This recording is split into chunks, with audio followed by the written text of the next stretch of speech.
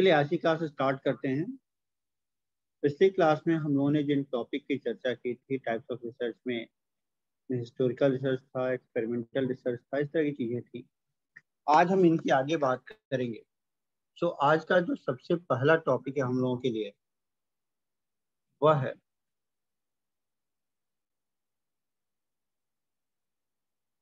Phenomenological research.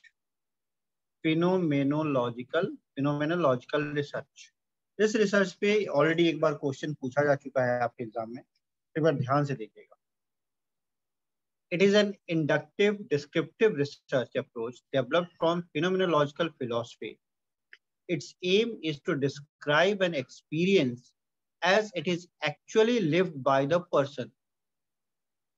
The phenomenology is concerned with the study of experience from the perspective of the individual, bracketing taken for granted assumptions and usual way of perceiving. They are based in a paradigm of personal knowledge and subjectivity and emphasize the importance of personal perspective and interpretation.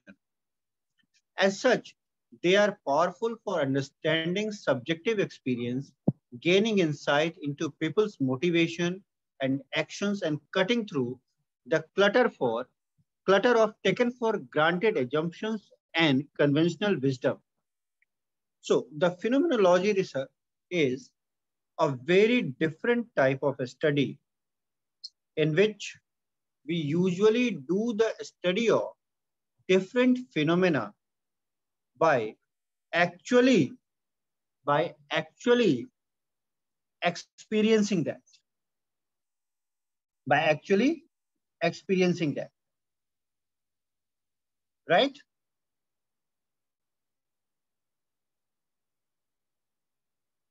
Clear है चीज?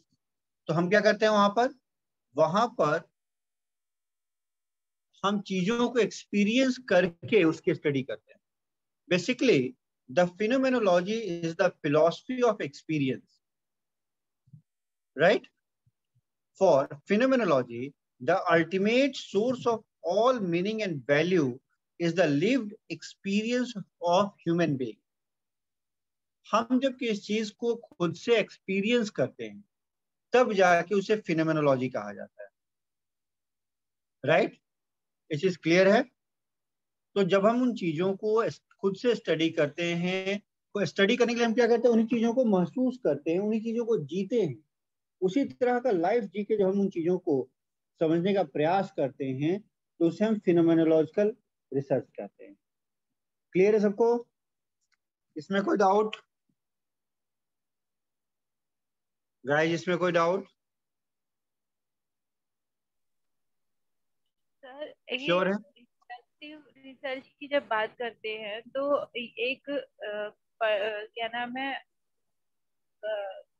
Specific to जब general की बात करते हैं तो एक inductive की डेफिनेशन है। तो क्या सर एक्सपेरिमेंटल को हम डिडक्टिव बोलेंगे? क्या कह रहे हो? दोबारा बोलो, क्या कह रहे हो? सर जैसे फिनोमेनोलॉजिकल रिसर्च को इंडक्टिव बताया है, इसी तरह से क्या एक्सपेरिमेंटल रिसर्च को इंडक्टिव रिसर्च बोल सकते हैं? Sorry, deductive research. देखो, डिडक्शन और इंडक्शन में डिफरेंस है। इंडक्टिव रिसर्च हम तब कहते हैं, किसी भी चीज को इंडक्टिव स्टडी हम तब कहते हैं जब हम एग्जाम्पल्स के बेसिस पे कोई थियोरी क्रिएट करते हैं, तब उसे हम इंडक्शन कहते हैं। ठीक है? और जब हम थियोरीज के बेसिस पे एग्जाम्पल लेके आते हैं तब उसे हम डिडक्शन कहते हैं। तो इसका यह ध्यान रखना कि एक्सपेरिमेंट में कोई जरूरी नहीं है कि हम थियोरीज के बेसिस पे एग्जाम्पल्स को जनरेट करें या एग्जाम्पल्स के बेसिस पे हम थ्योरी को जनरेट करें। ठीक है? Experiment is a completely different thing. इसलिए कई बार एक्सपेरिमेंट के लिए डिडक्टिव टर्म यूज करना उचित नहीं होता है, बट कई ऐसी कंडीशंस होती हैं जहां हम यूज कर सकते हैं। ठीक है? यह एक अलग कंडीशन है, उसकी बात हम अलग करेंगे। लेकिन इंडक्शन का बेसिक मतलब ये होता है कि जब हम कुछ सर्टेन एग्जाम्पल्स के बेसिस पे हम एक जनरलाइज थ्योरी जनरेट करते हैं तब उसे हम इंडक्शन कहते हैं। ठीक है ना? तो फिनोमेनोलॉजी में क्या होता है कि हम कुछ लोग किसी चीज को एक्सपीरियंस करते हैं, देखते हैं, और उसके बाद उस चीज के बारे में हम अपने व्यूज, अपने आइडियाज सामने रखते हैं। ठीक है। So phenomenology is basically the philosophy of experience.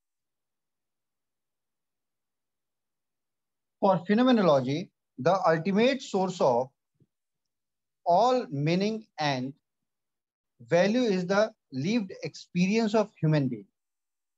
All philosophical systems, scientific theories, or aesthetic judgments have the status of abstractions from the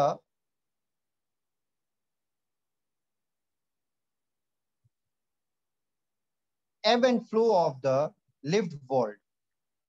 तो बेसिकली यहाँ क्या होता है, उस चीज को मैं एक्सप्लेन करूंगा, रुक जाओ। बेसिकली यहाँ क्या होता है कि यहाँ पर हम जिस चीज की स्टडी करना चाहते हैं हम वैसे ही जीवन जी के देखते हैं और तब जाके हम उसके बारे में थ्योरीज या उसके बारे में बाकी चीजों को सामने रखते हैं। ये चीज क्लियर है? श्योर है? जैसे मान लो आपको जेल के जीवन के बारे में लिखना है, guys just a minute,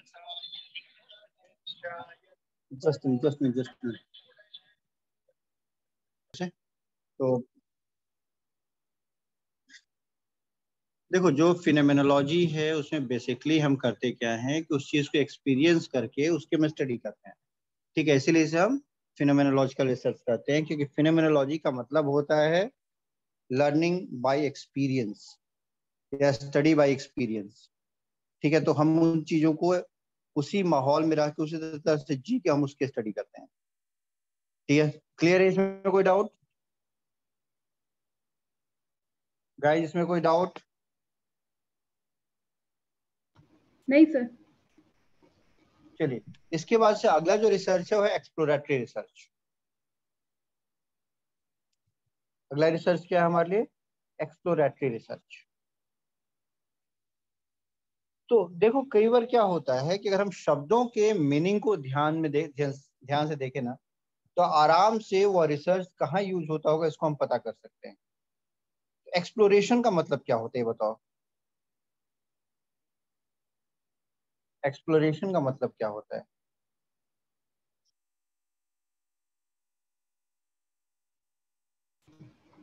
sir किसी चीज को और ज्यादा गहराई से डेप्थ में जानना। क्या कर रहे हो? किसी चीज को और गहराई या फिर डेप्थ में जानना। ठीक है, किसी भी चीज के बारे में ज्यादा से ज्यादा जानने की कोशिश करना उसे हम एक्सप्लोरेशन कहते हैं। ठीक है। So basically the exploratory research is a type of research conducted for a problem that has not been clearly defined. Exploratory research helps determine the best research design, data collection method and selection of subject. तो अगर आप पहली line इसका definition अगर आप ध्यान से देखोगे ना, तो आप देखोगे कि it is very useful in formulation of hypothesis. ठीक है, और नॉर्मली जब हम एक्सप्लोरेटरी रिसर्च की स्टडी करते हैं तो अकेले नहीं करते हैं, हमेशा हम क्या करते हैं, लिख लो, एक चीज नोट डाउन कर लो। एक्सप्लोरेटरी रिसर्च वर्सेस फॉर्मुलेटिव या फॉर्मलाइज्ड रिसर्च। फॉर्मुलेटिव रिसर्च,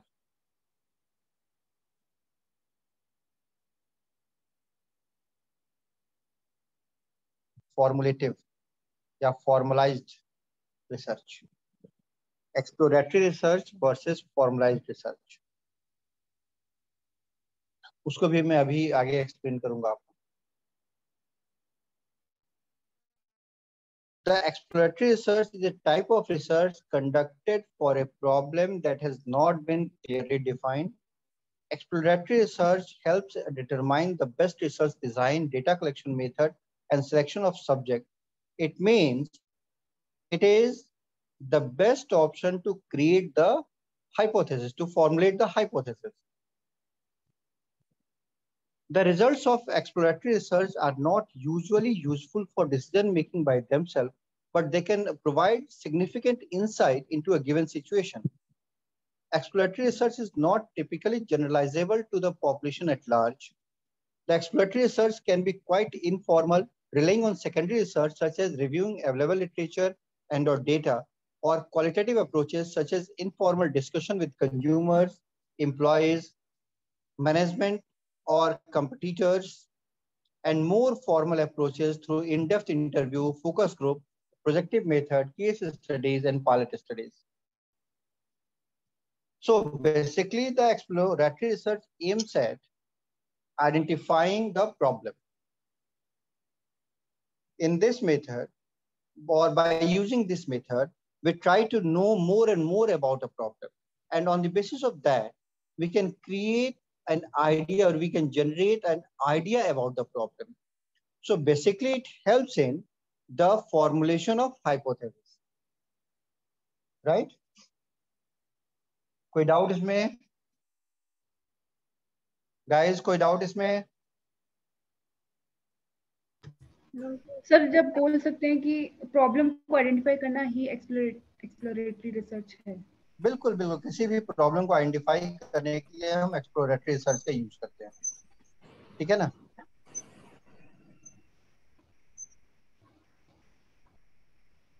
मैंने, आप दोनों लोग क्लास में हैं तो मैंने आप दोनों लोगों को कुछ भेजा, एक बार चेक करना। मैंने आप दोनों लोगों को ना एक हैंडआउट भेजा, एक बार देखना जरा, मिला है रोशनी? सर मेल पे है क्या? नहीं, मेल पे नहीं है, व्हाट्सएप पे है। नहीं सर। हाँ तुम्हारा सर। कौन सा तुम्हारा कौन सा नंबर एक्टिव है? सर मिल गया।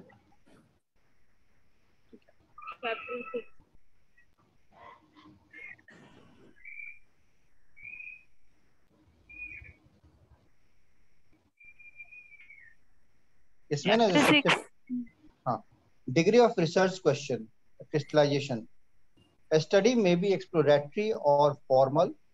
The distinction between the two are the degree of structure and the immediate objective of the study. Right? The study may be second page के starting देखो. The study may be exploratory or formal.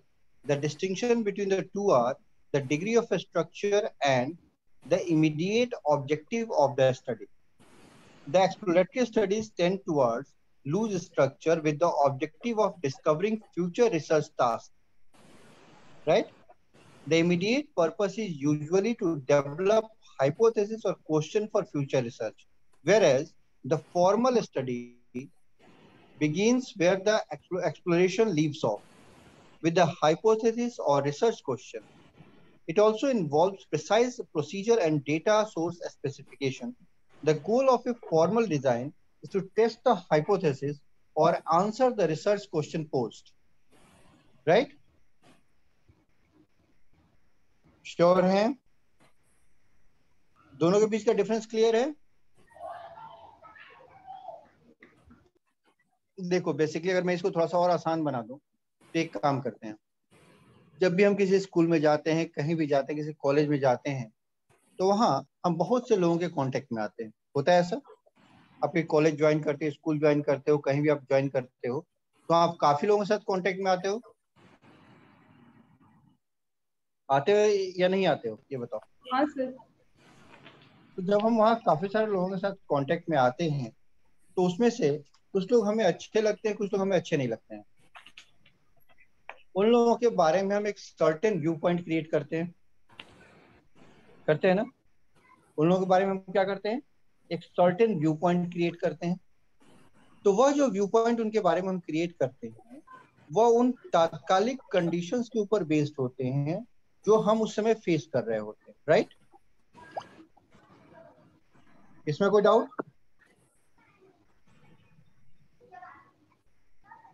इसमें कोई doubt guys? नहीं sir. नहीं। तो वहां पर क्या होता है कि हम किसी भी इंडिविजुअल के बारे में कुछ आइडिया बनाते हैं जो उससे कुछ समय मिलने के बाद हम बनाते हैं, और फिर समय के साथ क्या होता है कि हम किसी पर्सन के बारे में जो चीजें, जो भी आइडिया, जो भी विचार हम अपने मन में बनाते हैं, समय के साथ वो विचार टेस्ट होते हैं। हो सकता है कि वो जब आपके टेस्ट होते हैं तो हो सकता है कि वो ज्यादा पॉजिटिव वे में आप उन चीजों को देखें, या फिर आपको लगे कि आपने जो उस पर्सन के बारे में विचार बनाए थे वो विचार गलत थे।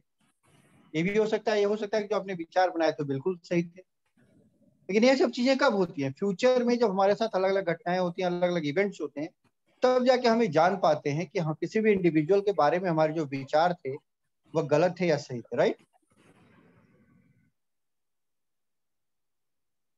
Is it clear? Yes sir. तो यहीं पे अब देखो, यहाँ पे दो चीजें। पहला क्या है? किसी इंडिविजुअल के बारे में कोई थॉट क्रिएट करना, कोई थॉट बनाना, वह किसके द्वारा होता है? एक्सप्लोरेशन के द्वारा होता है। और आगे चल के आपने उस पर्सन के बारे में जो भी विचार बनाए हैं, वह आगे चल के समय के अनुसार टेस्ट होते हैं, वह तब क्या हो जाता है? फॉर्मलाइज्ड हो जाता है। क्लियर है? Yes sir. कोई डाउट इसमें? नहीं सर। श्योर है? यही डिफरेंस है एक्सप्लोरेटरी रिसर्च में और फॉर्मलाइज्ड रिसर्च में। यानी एक्सप्लोरेटरी रिसर्च जो होता है वह हमें हाइपोथेसिस क्रिएट करने में मदद करता है, और जो फॉर्मलाइज्ड रिसर्च होता है उस हाइपोथेसिस को टेस्ट करने में मदद करता है। ठीक है? अगला रिसर्च है ethnographic research. The ethnographic research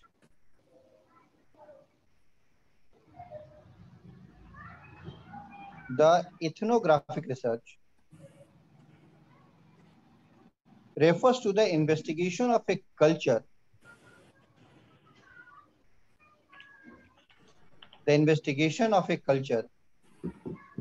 through an in-depth study of the members of the culture. It involves the systematic collection, description, and analysis of data for development of theory of cultural behavior. So basically, ethnographic research is the study of the cultural behavior of a society. किसी भी society का जो cultural behaviour है उसकी study को हम क्या कहते हैं? इथनोग्राफिक स्टडी कहते हैं। It studies people, ethnic groups, and other ethnic formations, their ethnogenesis, composition, resettlement, social welfare characteristics, as well as their material and spiritual culture. The data collection is often done through participant observation, interviews, questionnaires, etc. The purpose of ethnographic research is to attempt to understand what is happening naturally in the setting and to interpret the data gathered to see what implications could be formed from the data. So basically we can say that the ethnography is a qualitative method for collecting data often used in social and behavioral sciences. Data are collected through observation and interviews, which are then used to draw conclusions about how societies and individual functions. So it is basically the study of the culture. Ethnographers observe life as it happens instead of trying to manipulate it in a lab. So what we do, we observe the life, we observe the actions of the people as it happens in the natural setting. We never manipulate the things, right? Because of the unpredictability of life, ethnographers often find it challenging to nail down their projects in a protocol for the board of review, right?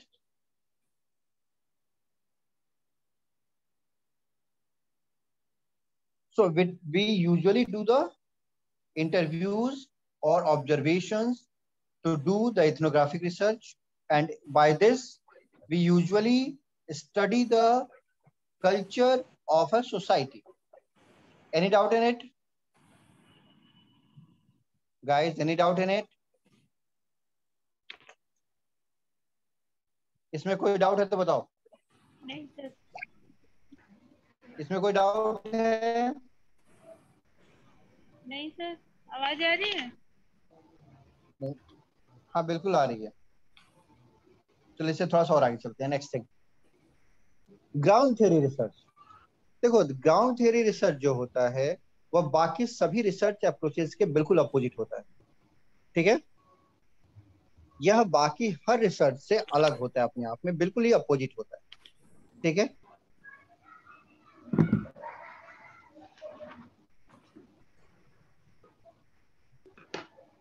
तो अगर हम कहें कि यह basically reverse fashion में, reverse way में काम करता है तो गलत नहीं है। जो नॉर्मल ट्रेडिशनल रिसर्च है उसके बिल्कुल ही रिवर्स फैशन में यह काम करता है। और कई बार जो साइंटिफिक मेथड होते हैं उनके कॉन्ट्राडिक्शन के रूप में इसे देखा जाता है। जो साइंटिफिक मेथड होते हैं उनके कॉन्ट्राडिक्शन के रूप में भी हम इसे देखते हैं। ठीक है। The grounded theory research is a research approach designed to discover what problem exists in a given social environment and how the person involved handles them. It involves formulation, testing, and reformulation of propositions until a theory is developed. The grounded theory is a research method that operates almost in a reverse fashion from a traditional research, and at first may appear to be in contradiction to the scientific method. It has four stages. It has how many stages? Stages? 4 stages.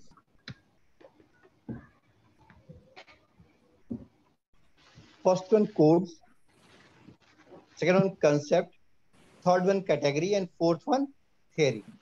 तो what we do, सबसे पहले हम क्या करते हैं, codes generate करते हैं। ठीक है। कोड्स के बाद क्या करते हैं, कंसेप्ट जनरेट करते हैं। कंसेप्ट के बाद क्या करते हैं, चीजों को कैटेगराइज करते हैं, ग्रुपिंग करते हैं, और फिर फाइनली हम क्या करते हैं, उनके बेसिस पे हम एक थ्योरी को डेवलप करते हैं। कोई डाउट?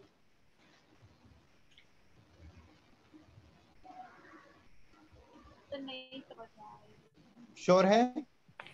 सर नहीं समझ में आया ये। ठीक है। नॉर्मली क्या होता है, देखो नॉर्मल स्टडीज में और ग्राउंडेड थियरी रिसर्च में बहुत ज्यादा डिफरेंस है। नॉर्मली हम क्या करते हैं, हम पहले रिसर्च प्रॉब्लम को जनरेट करते हैं, फिर उसके बाद से उस रिसर्च प्रॉब्लम की हम स्टडी करते हैं। ठीक है, ये चीज क्लियर है? Yes sir. ठीक है। अब लेकिन यहाँ पर हम इसके ठीक उल्टा काम करते हैं।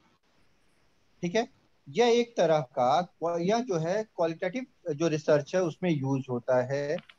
यहाँ पर हम किसी भी सोशल इन्वायरमेंट में, किसी भी सोसाइटी में जो प्रॉब्लम्स हैं उनकी स्टडी करते हैं, जानने की कोशिश करते हैं किसी भी सोसाइटी की प्रॉब्लम्स क्या है। ठीक है, और उस सोसाइटी में मौजूद लोग जो है उनके उन प्रॉब्लम्स के साथ डील कैसे करते हैं।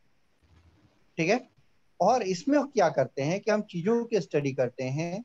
सबसे पहला काम करते हैं कि हम इसमें की पॉइंट्स ढूंढते हैं जिनके आधार पर पूरी स्टडी बेस्ड होती है। यानी सबसे पहले हम कोड्स ढूंढते हैं, उन की पॉइंट्स को हम क्या कहते हैं, कोड्स कहते हैं। सबसे पहले हम क्या ढूंढेंगे, की पॉइंट्स, जिसके बेसिस पे हमारी पूरी स्टडी हो, उनको हम क्या कहते हैं, कोड्स कहते हैं। उन एंकर्स को हम क्या कहते हैं, कोड्स कहते हैं। ठीक है, उसके बाद हम क्या करते हैं कि जो एक तरह के कोड्स हैं उनको हम एक साथ करते हैं। उससे हमें क्या मिलते हैं, कंसेप्ट मिलते हैं। उनके द्वारा हम कंसेप्ट को डेवलप करते हैं। ठीक है, अब जो सिमिलर, जो बहुत सारे अलग अलग तरह के कंसेप्ट हमारे पास आएंगे, तो हम क्या करते हैं कि एक जैसे कंसेप्ट को एक कैटेगरी में रखते हैं। यानी वहां पे हम क्या करते हैं, फिर उसको ब्रॉडली कैटेगराइज करते जाते हैं, और फिर उस ब्रॉड कैटेगराइजेशन के बेसिस पे फाइनली हम एक पूरी सोसाइटी के लिए एक थ्योरी जनरेट करते हैं कि पूरी सोसाइटी इसके लिए एक प्रॉब्लम है, उस प्रॉब्लम के साथ पूरी सोसाइटी कैसे डील करती है, कैसे उसके साथ फाइट करती है, कैसे उनके साथ रहती है। क्लियर है? इसमें कोई डाउट? नहीं सर, तो फिर ये भी तो एक तरह से एक्सप्लोरेटरी। क्या कह रहे हो सर ये भी तो एक्सप्लोरेटरी रिसर्च ही नहीं हुआ? बिल्कुल एक तरह का एक्सप्लोरेशन है, लेकिन रिवर्स ऑर्डर में। ठीक है, ये भी एक तरह का एक्सप्लोरेशन है, लेकिन जो इसकी ऑर्डरिंग है वो थोड़ी सी अपोजिट हो जाती है। ठीक है, जहाँ पे ऑलरेडी प्रॉब्लम है और उसके बाद काम करना शुरू, और अभी तक हम जब करते थे तो सबसे पहले हम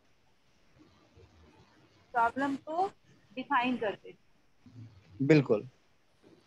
और यहाँ पर ऑलरेडी सोसाइटी की जो प्रॉब्लम्स हैं हम उनकी स्टडी करते हैं, लोग उसके साथ कैसे डील करते हैं, हम इस चीज को जानने की कोशिश करते हैं। ठीक है, तो यहाँ पे हम थोड़े से अपोजिट तरीके से इनके ऊपर काम करते हैं।